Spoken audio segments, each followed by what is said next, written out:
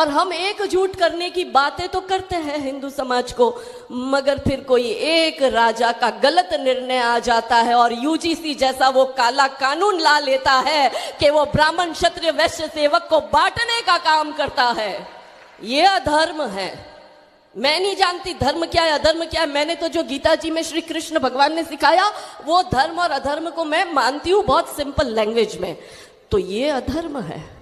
वो जब अर्जुन ने कहा भगवान से कि मैं कैसे द्रोणाचार्य को मारूं, वो तो मेरा अपना गुरु है, मैं कैसे मारूं इन मेरे भाइयों को, ये तो मेरे सारे भाई है, और मैं कैसे मारूं अपने भीष्म पितामह को, मेरे पितामह है।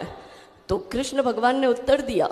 कृष्ण भगवान ने कहा कि तू जिस द्रोणाचार्य को अपना गुरु बता रहा है, जब उसी के बच्चे अधर्म कर रहे और वो उसको रोक नहीं रहा है तो वो भी अधर्मी है। जिस भीष्म पितामह को तू अपना पितामह कह रहा है, वो भीष्म पितामह ने आंखें बंद कर दी थी जब तेरा भाई दुर्योधन जांगा ठोक कर कहता था द्रौपदी को कि आके बैठ मेरी जांगा पर, वो चुप था।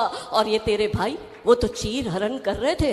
तो भगवान ने अर्जुन से कहा कि ये सारे अधर्मी हैं और अधर्म पर मौन रहकर जो मात्र निहारे जाते हैं, द्रोण हो, भीष्म हो, कर्ण हो, सब मारे जाते हैं, सारे मारे जाएंगे। हम भी अगर यूजीसी जैसा काला कानून आता है और अगर हम मौन हैं तो हम भी अधर्मी हैं।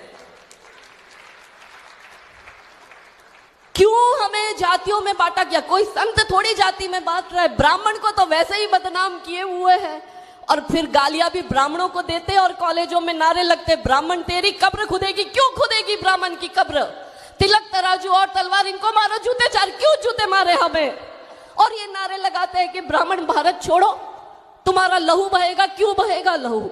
ये हमें बांटा कौन जा रहा है? आज जब हम इस सभागार में एकत्रित हुए तो यहां से ये प्रण लेकर जाए कि मिलकर पत्र लिखे प्रधानमंत्री को कि आप अगर देश का सच में भला चाहते हो तो ये कॉलेज यूनिवर्सिटी में होने वाले छात्र संघ के चुनावों पर रोक लगाओ, क्योंकि पॉलिटिक्स ने तो वैसे ही बर्बाद कर दिया देश को, मगर जो हमारा देश का भविष्य है, जो भावी पीढ़ी है, जो छात्र है, वो 18 वर्ष का होते ही 19वें वर्ष में जैसे ही कॉलेज में पैर रखता है, आप उसको चुनाव की आग में झोंकते हो। बाहर से पैसा आता है और हिंदुओं को जातियों में बांटने का काम होता है, तब जाकर ऐसे काले कानून बनते हैं।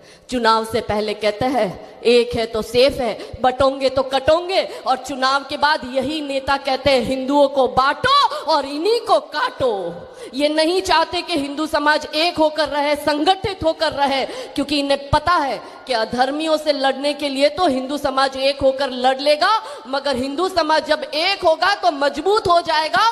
तो फिर हम नेता जब अपनी मन मर्जी का करेंगे तो ये हिंदू समाज हमारे सर पर चढ़कर बोलेगा, तो इन हिंदू समाज को बोलने लायक नहीं रखना, इसलिए हिंदुओं को जातियों में डिवाइड कर दो।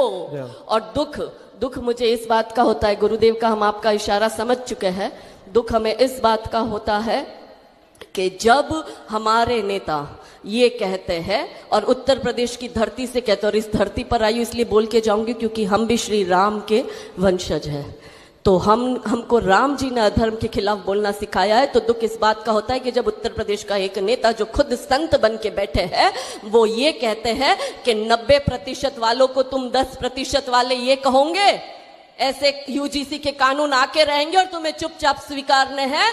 दुख हमें तब होता है क्योंकि ये हमें बांटने की कोशिश कर रहे हैं।